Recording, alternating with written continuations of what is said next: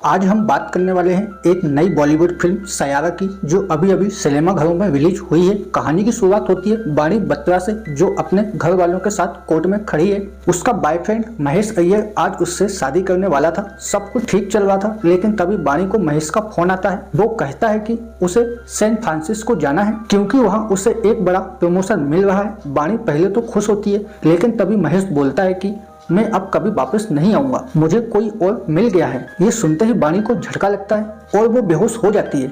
6 महीने बाद का सीन। अब बाणी डिप्रेशन में रहती है। चुपचाप अकेले घर वाले उसे खुश करने की कोशिश करते हैं। एक दिन बाणी एक नई जॉब के इंटरव्यू के लिए जाती है। वहीं उसे एक लड़का दिखता है जो अपने जूते बांध रहा होता है। बाणी जल्दबाजी में अपनी डायरी वहीं भूल जाती है और ऑफिस के अंदर चली जाती है। इंटरव्यू में कंपनी वाले कहते हैं कि राइटिंग तो ठीक है, लेकिन तुम्हें एक्टर्स, सिंगर्स और सोशल मीडिया इन्फ्लुएंसर के इंटरव्यू भी लेने होंगे। बाणी को एक इंटर्न की तरह रख लिया जाता है। जब वो बाहर आती है तो वही लड़का उसकी डायरी उसे लौटाता है और कहता है, बाणी बत्रा, तुम बहुत अच्छा लिखती हो। जब बाणी उसका नाम पूछती है तो वो कहता है, 2 मिनट रुको। इसके बाद वो लड़का अचानक कंपनी के एक स्टाफ मेंबर से झगड़ने लगता है। वो चिल्लाता है, तुम लोग सिर्फ नेपोटिज्म की बातें करते हो, असली टैलेंट को कोई नहीं पूछता है। उसका नाम था क्रिस कपूर। क्रिस वहां से सीधा अपने क्रू के पास जाता है और झगड़ा होता है।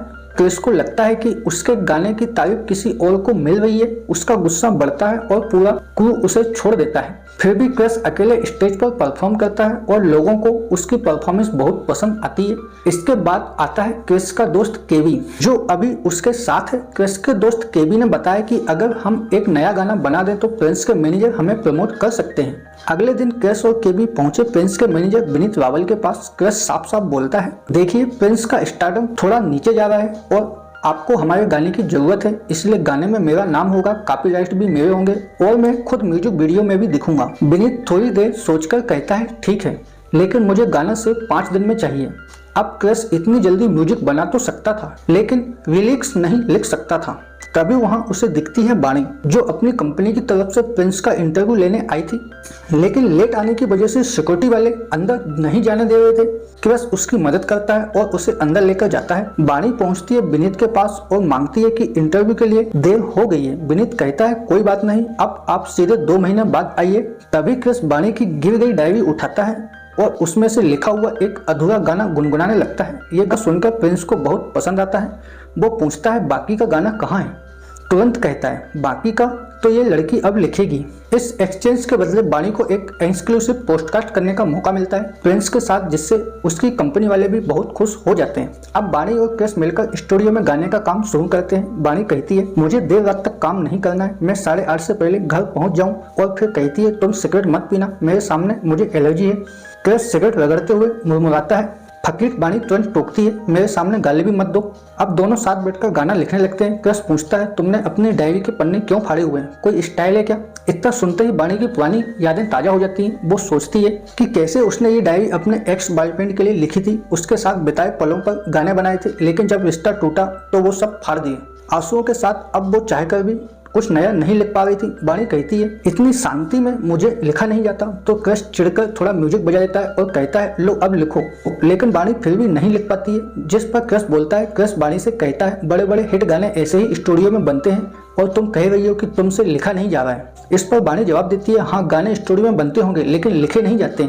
जब हम कोई गाना सुनते हैं तो हमारे मन में एक पल याद आता है, कभी खुशी, कभी दोस्ती का, कभी प्यार का। बाणी कहती है, बहुत कम गाने होते हैं जो दिल को छूते हैं, और ऐसे गाने यूं ही नहीं बनते हैं। उनके पीछे होते हैं कुछ खास पल, कुछ सच्ची भावनाएं। जब इंसान वो पल जीता है तब वो गाना बनता है, और जब सालों बाद वही गाना दोबारा सुनते हैं तो वो उसी पल को वापस ले आता है, जैसे टाइम टेबल हो रहा हो, जैसे पहली बारिश हो, पहला प्यार हो। अब क्रिस बाणी को लेकर एक क्रिकेट ग्राउंड में ले जाता है। वहाँ खेलते हुए कहता है, मानो इंडिया पाकिस्तान का मैच है, आखिरी बॉल पर 5 रन चाहिए और मैं खुद विराट कोहली बनकर 6 मारता हूँ। वो आगे कहता है, फील करो, पूरा स्टेडियम तुम्हारे लिए चीर कर रहा है, सब कुछ है, तुम हीरो हो। क्रिस बोलता है, मैं चाहता हूँ कि दुनिया मुझे ऐसे ही प्यार करे, मेरा नाम याद रहे। ये सुनकर बाणी क्रिस को एक रॉक स्टार के रूप में देखने लगती है। वो इंस्पायर होकर गाना लिखना शुरू करती है। क्रिस वही गाना गाता है और दोनों मिलकर शहर भर में घूमते हैं। हर दिन हर जगह अलग अलग फीलिंग के साथ बाणी गाने लिख रही थी और क्रिस गा रहा था। हर शाम 8:30 से पहले क्रिस बाणी को घर छोड़ देता था, लेकिन एक दिन उसने बाणी का हाथ पकड़कर कहा, अभी मेरे पास कुछ पल और है और फिर 8:30 पर चुपचाप चला गया। उनके आने वाले कुछ दिन ऐसे ही बीते। क्रिस हर दिन बानी को कहीं न कहीं लेकर जाता ताकि उसे नई फीलिंग्स मिले और वो बेहतर गाने लिख सके। पर तभी एक दिन क्रिस को एक शराबी बुढ़ा आदमी दिखता है। उसे देखकर वो अचानक अपनी बाइक घुमा देता है और कहीं चला जाता है। उधर सिंगर प्रिंस को बानी और क्रिस का गाना बहुत पसंद आता है, लेकिन मैनेजर विनीत कहता है प्रिंस एक रैपर है और ये गाना तो रोमांटिक है, इसमें तो रैप है ही नहीं, हमें थोड़ा हिप हॉप चाहिए।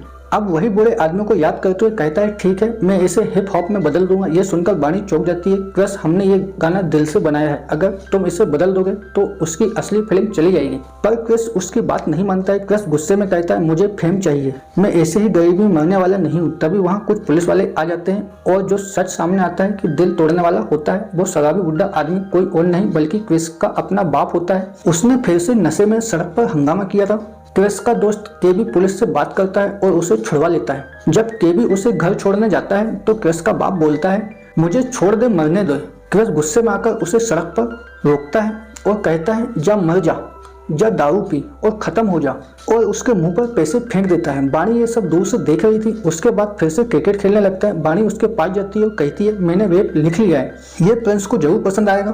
फिर वो अपना दिल खोलकर क्रिस से सब कुछ शेयर करती है। मेरे एक्स बॉयफ्रेंड ने मुझसे शादी से ठीक पहले किसी अमीर बाप की लड़की से शादी कर ली, बस सक्सेस के लिए उसने तो मुझे भूल भी गया, पर मैं उसे नहीं बुला पाई, मैं लिखना भूल चुकी थी। फिर बानी मुस्कुराते हुए कहती है लेकिन जब से तुम मेरी जिंदगी में आई सब बदल गया है, तुम्हारी वजह से मैं दोबारा लिख पाई, दोबारा हंस पाई। अब मैं चाहती हूँ कि तुम्हारे लिए कुछ अच्छा कर सकूं, इतना कहती है मुझे मदद करो। अगला सीन शिफ्ट होता है क्रिस के पापा पर। वो फिर से दारू पीने चला जाता है, लेकिन दुकान के मालिक ने उसका पर्स छीन लिया। क्रिस का बाप उससे भिड़ जाता है। क्रिस पीछे से आता है और उसे छुड़वाता है। तभी वो देखता है कि उसके बाप ने उसके पर्स में रखी क्रिस और उसकी माँ की फोटो को बचाने के लिए लड़ाई की थी। ये देखकर क्रिस और बानी दोनों मिलकर उसे रिसाब सेंटर में एडमिट करवा देते हैं, लेकिन सेंटर की फीस बहुत ज्यादा होती है। मजबूरी में क्रिस अगली सुबह फिर से विनीत के पास जाता है और अधिक पैसे मांगता है, लेकिन इसके बदले में उसे गाने में अपना नाम हटाना पड़ता है। यानी जिस फ्रेम के लिए उसने इतना कुछ किया वही नाम अब उसे छोड़ना पड़ता है। उस दिन जब क्रिस बानी को घर छोड़ने आता है तो चुपचाप कहता है रुको, कुछ पल बाकी। मैंने आखिरी पल बानी से पूछता है क्या हुआ। क्रिस कहता है एक गाना बनाना था, बन गया, तुम्हारी जॉब सेट हो गई, सब कुछ है, तो अब यहीं खत्म कर देते हैं। इससे पहले कि कुछ और अब सीन कट होता है। प्रिंस के शो में वो गाना गा रहा था, वो गाना जो बानी और क्रिस ने साथ में बनाया था, लेकिन गाने में सिर्फ प्रिंस का नाम था। उसे भीड़ में दूर से बस देखा जा रहा था, पर तभी उसे सुनाई देती है बानी की आवाज। वो उसके पास आती है। यहीं से शुरू होती है असली लव स्टोरी। बानी एक दिन क्रिस से पूछती है तुम्हारा क्रू तुम्हें छोड़कर गया था या तुम खुद उससे दूर भागे थे। बानी की बात ने क्रिस के दिल को छू लिया और वो अपने पुराने क्रू से फिर मिल गया। सब फिर से साथ आकर नए गाने बनाने लगे। बानी अब क्रिस की स्मोकिंग की आदत भी छुड़ाने की कोशिश कर रही थी। धीरे धीरे वो क्रिस को एक बेहतर इंसान बना रही थी। उनका गाना यूट्यूब पर वायरल हो गया, लोग गाने की वीडियो की डिमांड करने लगे। सब कुछ अच्छा चल रहा था, लेकिन तभी एक दिन जब क्रिस बानी को उसके घर छोड़ने गया, बानी के घर वालों ने उसे देख लिया। घर पहुंचते ही बानी की माँ बोली देख बेटा तू मासूम है, ये लड़का आवारा है, ये तेरा फायदा ना उठा ले, पहले भी तेरे साथ ऐसा हो चुका है, तू बहुत रोई थी। ये सुनकर बानी के पुराने जख्म फिर से ताजा हो गए। उधर नीचे खड़ा क्रिस बानी का बैग लेकर ऊपर आ रहा था। वो ये सारी बातें सीढ़ियों से सुन लेता है। बानी इस तनाव को बर्दाश्त नहीं कर पाती और बेहोश हो जाती है। होश आता है तो सीधे हॉस्पिटल में क्रिस वहीं उसके पास बैठा होता है। बानी के पापा कहते हैं जा मिल ले उससे, लेकिन बानी की माँ फिर से सवाल उठाती है क्या करेगा, इसे छोड़ दे मेरी बेटी को, वो कोई टाइम पास नहीं है। क्रिस ये सब सुनता है और बानी से मिलने अंदर जाता है। वहाँ पहुँचते ही कहता है चलो शादी कर लेते हैं। बानी हैरान होकर पूछती है क्या शादी, तुम्हें पता भी है शादी का मतलब क्या होता है। बानी उसे समझाती है पहले अपने सपने पूरे करो। क्रिस शादी आज नहीं तो कल हो जाएगी, नहीं भी हुई तो कोई बात नहीं, लेकिन अगर तुम सुपरस्टार नहीं बन पाओगे तो पछतावा तुम्हें जिंदगी भर रहेगा। बानी की बातों से प्रेरित होकर क्रिस अपनी म्यूजिक वीडियो की शूटिंग के लिए गोवा चला जाता है। वहाँ पहुँचते ही देखता है कि 500 से ज्यादा फैंस उसका इंतजार कर रहे थे। लोग उनके गानों पर स्टार रील बना रहे थे। अब क्रिस और उसका क्रू फेमस हो चुका था। तभी वहाँ पहुंचता है प्रिंस का मैनेजर विनीत, जो अब क्रिस और उसके पूरे क्रू को साइन करने के लिए आता है। लेकिन इस बीच एक और कहानी शुरू हो रही थी बानी की मेडिकल रिपोर्ट से। बानी की मेडिकल रिपोर्ट में कुछ गड़बड़ थी। डॉक्टर ने कुछ टेस्ट किया और रिपोर्ट में सामने